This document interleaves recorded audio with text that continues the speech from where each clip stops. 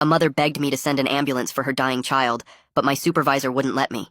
3 weeks into my job as a 911 operator, I got a call from a screaming mother, crying about her 3-year-old baby bleeding out, begging me to send the ambulance. I started transferring the call, but that's when my supervisor Jackson noticed the side of town this woman was calling from. Before I could dispatch, he rolled his chair behind me and entered his override code, locking me out of the system completely. "We can't send units there right now. We need ambulances available for Fairfield Gardens where the donors live. There's a frat party happening there and their sons might get hurt." "Her baby's bleeding out!" I screamed, trying to type but my keyboard wouldn't respond. I quickly realized the system was completely frozen and I couldn't contact anyone, all while the mother was begging through my headset. "Babies bleed all the time," Jackson said loud enough for her to hear. "Kid probably a scraped knee or something. But the senator's drunk son might crash his BMW at that party. That's what matters," Jackson said, pulling out his personal laptop where I could see him manually rerouting ambulances away from her address. I reached for the emergency phone to call dispatch directly, but he'd already unplugged it, holding the cord in his hand while saying, 23 minutes. That's how long your console stays locked. For 23 minutes, I sat helpless watching Supervisor Control Active flash on my frozen screen, while the single mother of two tried to save her 3-year-old son who'd fallen through their apartment's broken window. "Please, he's so cold he won't open his eyes," she sobbed at minute 5. And all I could do was lie that help was coming while Jackson sat at his laptop, manually denying every dispatch request that auto-generated from her call, clicking reject over and over with the same finger he used to point at funny videos on his phone. By minute 8, Shania's voice had changed from screaming to whispering because she was using all her strength to apply pressure to the wound. I couldn't take it anymore and launched myself across the room to another workstation, but Jackson had locked them all remotely, tackling me when I tried to rip the cables from his laptop. We crashed into the desk, him pinning my arms while I screamed for someone to help. The other dispatchers actually looked away, all terrified of doing the right thing. The mother's Vietnam veteran neighbor came into her home at minute 12, immediately recognizing hemorrhagic shock. That's when I also broke free and went to sprint toward the emergency phone, but Jackson grabbed me back by my leg, both of us fighting on the floor while he typed one-handed, "Caller exaggerating, minor scrape." At minute 15, when Shania fainted and her 7-year-old daughter took the phone, I bit Jackson's hand hard enough to draw blood and lunged for his laptop, managing to type "send" before he slammed it shut on my fingers, crushing them against the keyboard while the little girl asked if her brother was going to heaven. I kicked him in the stomach, grabbed my cell phone, but he had a signal jammer in his drawer that he held up like a trophy while pinning me against the wall with his forearm across my throat, choking me just enough that I couldn't scream the address to my coworkers, all while the veteran performed chest compressions in my ear, counting out loud as the child went into cardiac arrest from blood loss. The second Jackson's administrative lock expired at exactly 23 minutes. I slammed every dispatch button on my console, sending 3 ambulances and a helicopter to that apartment, while Jackson was still gloating about his perfect system. I looked up at the sky and started pleading with every deity out there to save this child. After 4 excruciating minutes, help finally arrived and rushed into the house immediately. The call was still going on, and I could hear major panicking going on. The medics walked over to the child, and I couldn't make out what they said. But one thing was clear. The mother dropped to her knees and started cry-screaming. I heard commotion before everyone finally left. I started calling and digging into the case like a madman, before finally finding out the truth. The child was gone, or at least the version his mother remembered was. He had lost so much blood he'd need multiple surgeries for internal damage. His prefrontal cortex was damaged, leaving him unable to speak, leaving his mother with bills she couldn't afford without selling their house. Just as a cherry on top from the American healthcare system. I went to report Jackson immediately, but HR said I needed proof. That's how I learned the dispatch system auto-delete supervisor overrides after 24 hours, standard privacy protection.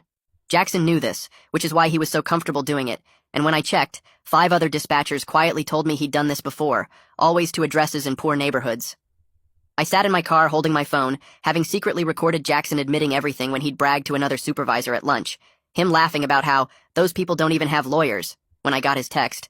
"I know you recorded me, but I also know you used the emergency alert system without authorization when you sent those ambulances.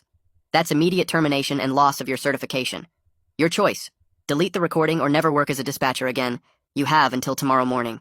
My hands shook so bad I dropped my phone twice trying to read his message again. I sat there in my car for 2 whole hours, playing Jackson's text over and over while also listening to my recording of him at lunch.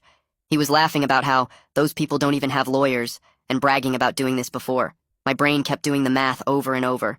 20 hours left before the system would delete everything that proved what he did to that baby. I finally started my car and drove home, my fingers still shaking as I gripped the wheel. The second I got inside my apartment, I grabbed my laptop and started uploading that recording everywhere I could think of. 3 different cloud services, plus a USB drive that I wrapped in plastic and hid inside an old cereal box in my closet. Then I went crazy, taking photos with my phone of every screen, every log entry, anything from work that might disappear when that timer hit 0. My eyes burned from staring at screens, but I couldn't stop. At 3 in the morning, I texted Jeremy Winters from IT. We went through training together, and he'd mentioned once how much he hated the override system. I typed out something about needing help with a technical issue and asked if we could grab coffee before my next shift. My phone rang at 8 the next morning while I was still at my computer. Zara Hurley from HR, her voice doing that fake calm thing as she reminded me about company policies on unauthorized recordings. She talked about proper chain of command and how serious these violations were. Someone had already told her about my report attempt, and she was basically warning me to back off. I met Jeremy later in his beat-up Honda behind the grocery store on 5th Street. We both kept looking around like we were doing a drug deal or something. He explained that there was this vendor backup system that saves everything for 30 days, but only cops with subpoenas could get to it. Still, just knowing it existed made me feel less crazy. That afternoon, I tried calling Shania's number from my personal phone, straight to voicemail. I left this stumbling message saying I was the operator from that night and that I tried everything to help. Sorry felt like such a useless word for what happened to her baby. That night, I didn't sleep at all. I just kept replaying those 23 minutes in my head. Her screaming, the veteran neighbor counting chest compressions out loud, the little girl's voice asking if her brother was going to heaven. Every time I closed my eyes, I saw Jackson clicking reject on his laptop while watching funny videos on his phone. Hour 22 came, and Jeremy met me at the dispatch center at 5 in the morning while Jackson was off duty. Jeremy used his admin access to get us in, and we started taking screenshots of everything we could find. The logs showed multiple override sessions to poor neighborhoods, but the details were already getting corrupted as the system started its automatic purge. When I got to work for my actual shift that morning, Jackson was already there waiting for me. He mentioned real casual how accidents happen when people forget their place. Then he assigned me to the quietest console way in the back corner, far from everyone else. His threat was clear without him having to actually say it. During my first break, I went to the break room and noticed how all the other dispatchers avoided looking at me. They gave me this wide space like I had something contagious. Word had already spread that I was fighting Jackson, and nobody wanted to risk their job by being seen talking to me. That afternoon around 3 when things got slow, I saw Heather from the union walking toward my console with that careful look people get when they're about to say something risky. She leaned against my desk and kept her voice real low while explaining how she could help me file a formal complaint, but the union had limits because the city kept threatening budget cuts that would wipe out half our jobs. I nodded and followed her down the hall to her small office packed with filing cabinets and union posters, where she pulled out this thick stack of forms that looked more complicated than tax paperwork. During my lunch break, I sat there filling out every single box, keeping my claims narrow and focused on just the override abuse without mentioning the recording yet, because Heather said that would come later. She took the completed forms and filed them right away through the official system, but warned me the response time could be weeks or even months, since the city liked to drag these things out until people gave up. That evening after my shift, I drove to the public library on the other side of town and used one of their old computers to create an anonymous email account with a fake name and no connection to my real identity. I typed out a careful message to Chad Royce, this investigative journalist who'd exposed corruption at the water department last year, telling him I had information about emergency services discrimination, but needed to protect myself. Within 3 hours, Chad had already responded, asking for any documentation I could provide, and whether other people had witnessed similar incidents, because he needed corroboration before his editor would let him run anything. The thought of finding others willing to talk made my stomach hurt since everyone was so scared of losing their jobs, but I started making a mental list of people who might crack if pushed the right way. The next afternoon, right after I clocked in, Zara called my desk phone and told me to come to HR immediately with this fake, pleasant voice that meant trouble. She sat me down in her cold office with its motivational posters and placed this official-looking paper in front of me saying I was on paid administrative leave pending review of policy violations. She framed it like routine procedure, but we both knew it was meant to cut me off from witnesses and any evidence still in the system. That night back at my apartment, I spent hours creating encrypted backups of everything on multiple flash drives and cloud services, making sure Jackson's recording was saved in at least 10 different places. Jackson's deadline had passed that morning, but I hadn't deleted anything and wasn't planning to, so I went to the hardware store and bought new deadbolts for my door, plus a security camera I could monitor from my phone. 2 days later, while I was eating cereal and watching the news, Chad called from a blocked number saying he'd tracked down 3 former dispatchers who'd seen Jackson pull the same override tricks before. One woman had watched him deny ambulances to a homeless camp during that freeze last January when 2 people died from exposure, but she'd been too scared to report it. Jeremy texted me from a burner phone he'd bought at the gas station, warning that the vendor who ran our backup systems had been calling around asking weird questions about access logs. He thought someone was trying to figure out if we'd pulled data from the archives, which meant I needed to be way more careful about leaving digital footprints anywhere. I drove to the hospital where Shania's son was still hooked up to machines in the ICU and left an envelope at the nurse's station with my phone number and an apology letter. The nurse said Shania didn't want to see me, which I understood completely, but I needed her to know someone was fighting to make sure this never happened again. Later that week, I walked into the union meeting at the community center, where about 40 dispatchers had shown up looking nervous and tired. Heather stood at the front, explaining how city council members were threatening to outsource all dispatch services to a private company if the union pushed too hard on oversight issues. Half the room wanted to fight anyway, because they'd seen too much abuse, but the other half had kids to feed and mortgages to pay, and couldn't risk unemployment. People started arguing about whether standing up for what's right was worth losing everything, and I could see the fear in their eyes because they all knew what Jackson was capable of. Someone mentioned how the last person who'd filed a complaint had their car vandalized and their shifts cut until they quit, which shut down most of the brave talk real quick. I sat there taking notes on everything, documenting who seemed sympathetic and who was clearly on management's side, building my case one piece at a time.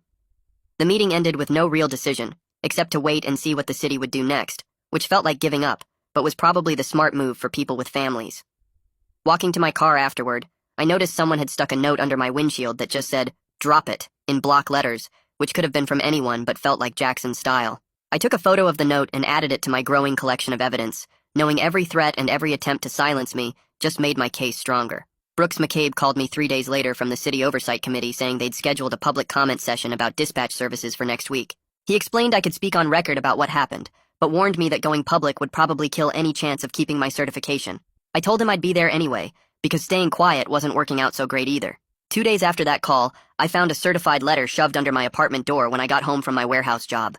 Jackson had filed an official certification review complaint against me for insubordination and violation of emergency protocols, which meant if it went through, I'd never work in emergency services again.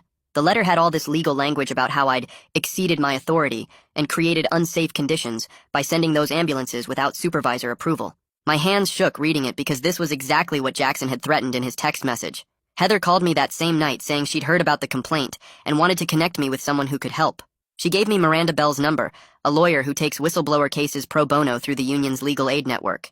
I met Miranda at her office downtown the next morning, where she spent 3 hours going through everything I'd documented. She said we had a strong case, but warned the city would fight hard to protect itself, because admitting fault meant opening themselves up to lawsuits from every family they'd failed. Miranda started drafting responses to the certification complaint right there while I watched, typing fast on her computer and pulling up laws I'd never heard of. The stress was getting to me bad by then, and I had my first real panic attack while grocery shopping 2 days later. I was reaching for cereal when suddenly I couldn't breathe, and the fluorescent lights got too bright, and I was back in that dispatch room hearing Shania scream while Jackson clicked reject over and over. I dropped my basket and ran outside where I sat on the curb trying to remember how to breathe normally while people walked past staring at me. An older woman stopped and asked if I needed help, but I just shook my head and called the Employee Assistance Program number from my old job packet. They scheduled me an emergency session with Trinity Scions, who specializes in first responder trauma, for the next morning. Trinity's office was small and quiet with these soft chairs that made you sink in deep when you sat down. She didn't make me talk about that night right away, but instead taught me breathing exercises and grounding techniques for when the memories hit. Sunday morning, I woke up to 47 text messages because Chad's first article had dropped online with anonymous sources describing how dispatch services get denied to poor neighborhoods. The city issued a statement within 2 hours, calling everything unsubstantiated allegations from disgruntled former employees, which made me so mad I threw my phone across the room. Monday's paper had the city's full response, where they claimed all dispatch decisions were based on medical triage and resource availability, like it was some noble policy instead of Jackson's cruelty. Reading them turn his evil into bureaucratic language made me physically sick, and I had to run to the bathroom to throw up. After I cleaned myself up, I forwarded Chad the recording of Jackson saying, "Babies bleed all the time," because I couldn't stand them lying anymore. Chad called me 20 minutes later saying this changed everything and asking if I'd be willing to go on record eventually. That same afternoon, Axel Hansen saw Chad's article and reached out to him directly with his own story about that night.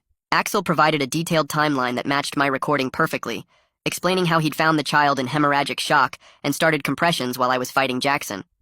Chad said having an independent witness who wasn't a city employee made our case way stronger because they couldn't claim Axel was just another disgruntled worker. Word spread fast at the dispatch center that I was probably the leak, and when I went to pick up my last paycheck, someone had left a note on my car windshield calling me a traitor in big block letters. Even the dispatchers who'd privately told me they supported what I was doing wouldn't make eye contact when I walked through the building. One of them, someone I'd eaten lunch with dozens of times, actually turned and walked the other way when she saw me coming down the hall. The certification board sent another letter saying they'd scheduled my hearing for 3 weeks out, which gave me time to prepare, but also meant 3 more weeks of anxiety eating at me. Miranda started building our defense around my duty to report crimes against vulnerable populations, pulling up case law about whistleblowers in emergency services. She had me write down everything I remembered about that night in detail. Every word Jackson said, every button I pushed, every second that passed while that baby was dying. The next week I managed to catch Jackson during a shift change, when he didn't know I was nearby with my phone recording. He was bragging to another supervisor about how he'd cleaned up the neighborhood problem, and specifically mentioned the signal jammer he'd bought to prevent workarounds during overrides. The other supervisor laughed and said something about keeping the riffraff from clogging up the system, and Jackson agreed, adding that his jammer was the best investment the department never officially made. 2 days later, Heather called me while I was eating cereal and asked if I could meet her at the coffee shop near the Union Hall. I drove over there and found her sitting in the back corner with Chad, both of them looking nervous as I walked up. She pushed a paper across the table that was her official statement saying concerns about override policies had been raised multiple times over the past year. It wasn't naming Jackson directly, but anyone reading between the lines would know what she meant. Chad recorded her saying the union had documented complaints, but management always claimed the system was working as intended. Meanwhile, Jeremy texted me that afternoon saying he'd found something huge in the purchasing system. I met him in the parking garage of a mall 20 minutes from downtown where nobody would recognize us. He showed me his laptop screen with purchase orders from 6 months ago, showing Jackson bought the signal jammer for $800, but listed it as communication equipment for emergency coordination. The vendor description clearly said signal blocking device, but Jackson had changed the item name in the system. Jeremy had screenshots of everything, including the approval signatures from department heads, who probably never looked at what they were signing. That same evening when I got home, I found a certified letter from Zara waiting at my door. My hands shook as I opened it and read the termination proposal giving me 7 days to respond. She listed breach of confidentiality and creating a hostile work environment as the reasons. I immediately called Miranda, who told me not to panic and that she'd file for a stay first thing in the morning. She said you can't fire someone for reporting criminal activity, and we had strong grounds to fight this. 3 days later, I finally worked up the courage to go to the hospital where Shania's son was still recovering. I found her in the cafeteria staring at a cup of coffee that had gone cold. She looked like she'd aged 10 years in 3 weeks with dark circles under her eyes and her hair going gray at the roots. When she saw me, her face crumpled and we both started crying right there in front of everyone.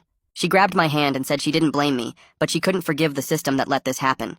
She told me a legal aid group had contacted her about suing the city, and she was going to do it for all the other families Jackson had hurt. The oversight meeting was scheduled for the following Tuesday at City Hall. I wore my only suit and brought my phone with the recording ready to play. The room was packed with reporters and citizens who'd heard about the case. When they called me to testify, I walked to the microphone with my legs shaking so bad I thought I'd fall. I explained what happened that night, then played the recording through the speaker system.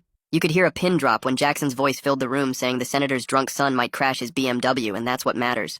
Several committee members actually gasped when they heard him say, "Babies bleed all the time." After 20 minutes of questions, the committee went into recess, then came back and voted unanimously to order an independent audit of all dispatch policies and override procedures.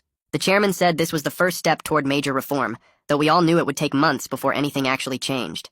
2 days later, the news reported Jackson had been placed on paid administrative leave pending the investigation.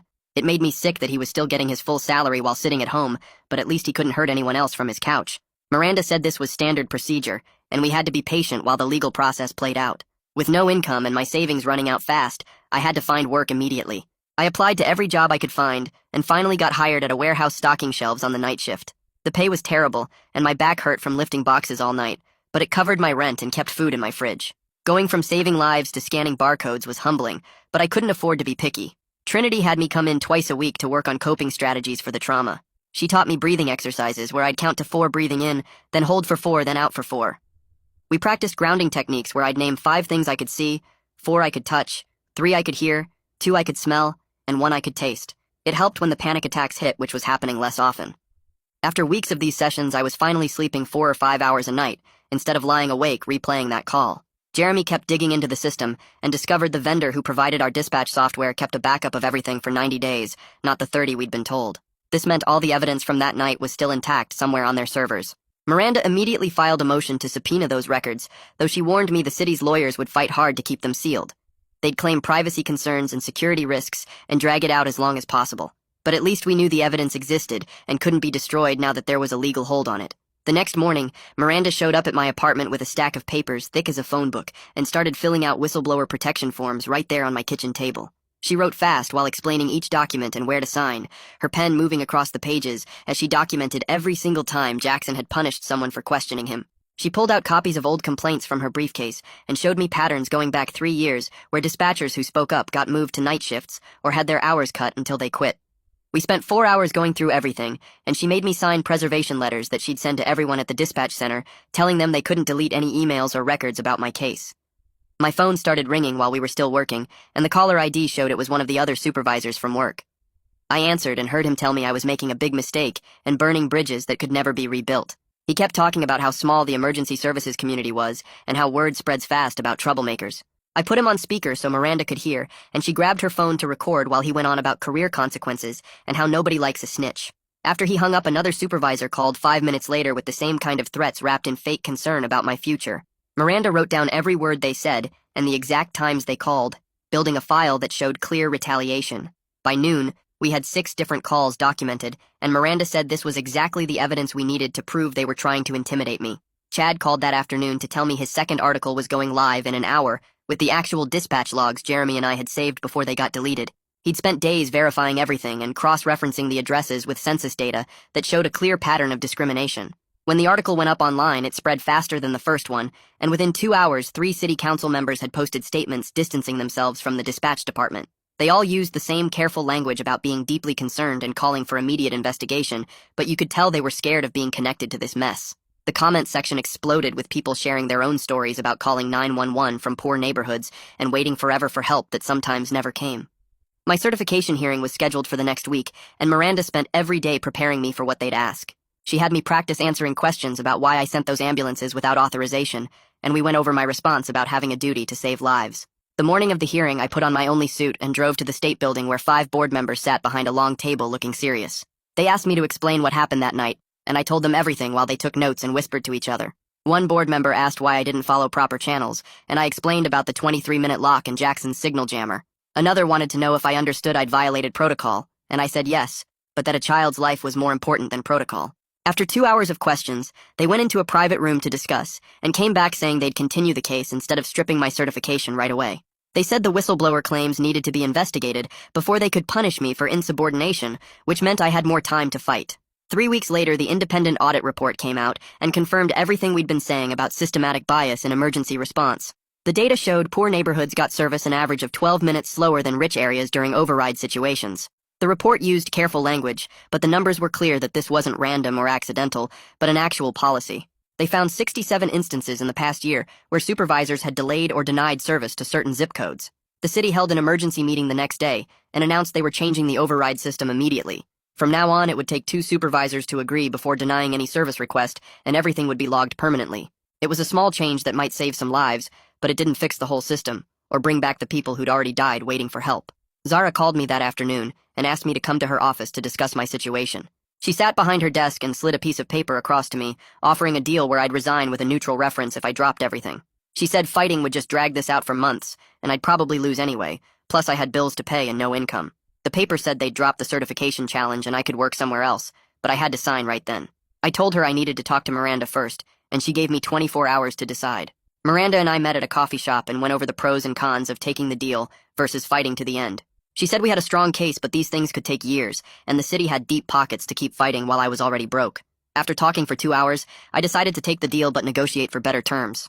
The next morning, I went back to Zara's office and said I'd accept if they kept my benefits through the end of the year. She made some calls and came back saying they'd agree to that, plus 3 months of severance pay if I signed a statement saying I was leaving for personal reasons. I signed the papers and walked out of that building for the last time, knowing I'd never work there again. Over the next month, I applied to every dispatch center within driving distance, but got rejection emails from the first 3 before I even got interviews. Word had already spread through the whole emergency services network that I was the whistleblower who'd caused all the trouble.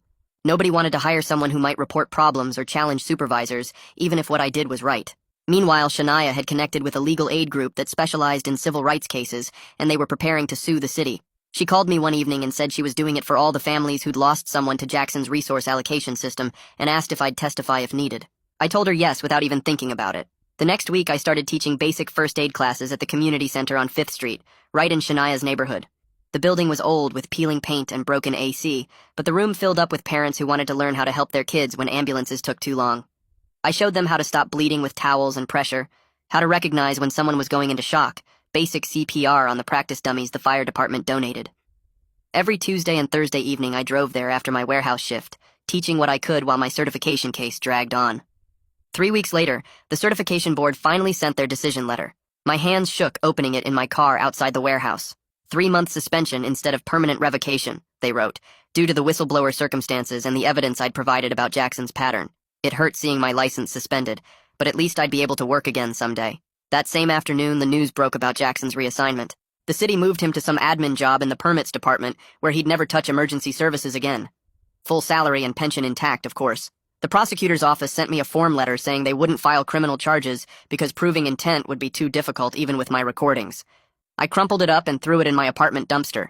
2 months into my suspension, I got an email from a dispatch center in a rural county about 2 hours north. They'd seen the news coverage and wanted to offer me a probationary position starting after my suspension ended. The pay was $12,000 less than my old job, and the commute would eat up 4 hours a day plus gas money, but it was the only offer I'd gotten. I called them back and accepted on the spot. The week before I was supposed to leave the city, Shania asked me to meet her at a coffee shop near the hospital. Her son was there in a special wheelchair, his head supported by cushions. He couldn't talk, but when she said my name, his eyes tracked toward me, and his hand moved slightly. She told me he'd started responding to some commands in therapy, could move his right hand a little, was learning to communicate with eye movements on a special board. The therapist said he'd never walk or talk again, but he was making tiny improvements every week. She thanked me for standing up to Jackson, even though it came too late for her baby. I couldn't stop the tears when she hugged me goodbye. I spent the next 3 days packing everything I owned into boxes. My lease was up anyway, and I couldn't afford the rent without a real job. Most of my stuff went into a storage unit, and I loaded just the basics into my car. The rural county job would barely cover a studio apartment up there, plus my student loans and the gas for commuting. I'd have to pick up weekend shifts somewhere to make ends meet, but at least I'd be working dispatch again.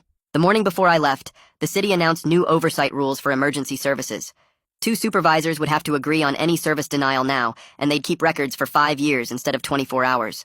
They also started mandatory anti-bias training for all dispatch staff, 8 hours every year. It wasn't enough to fix the system, but maybe it would stop the next Jackson from having total control over who lived and who died. My first day at the rural dispatch center came on a cold Monday morning 5 months after that horrible night. The drive took 2 hours and 15 minutes through farm country and small towns. The building was tiny compared to the city center, just 6 workstations and a converted fire station. They gave me the overnight shift nobody else wanted, 11 p.m. to 7 a.m., handling calls for 3 small towns and all the empty highways between them. As I drove up that first morning, watching the sun rise over cornfields, I kept thinking about those 23 minutes. Shania's screaming, the veteran counting compressions, Jackson clicking reject over and over. The weight of it sat heavy in my chest and always would. But I'd done the right thing by speaking up, even though it cost me my career in the city, my apartment, most of my savings. Staying quiet would have been worse, would have made me just like those other dispatchers who looked away. At least now I could work again, could help people again, even if it was in a place where Jackson's influence couldn't reach. The rural center's parking lot was almost empty when I pulled in, just 2 other cars there for the day shift I'd be replacing. I grabbed my coffee and walked toward the door, ready to start over in a place where nobody knew my name yet. Hey, thanks for letting me wander through all this with you today. That was a fun ride. I really appreciate you sticking around. I'll see you next time. If you made it to the end, drop a comment. I love reading all your comments.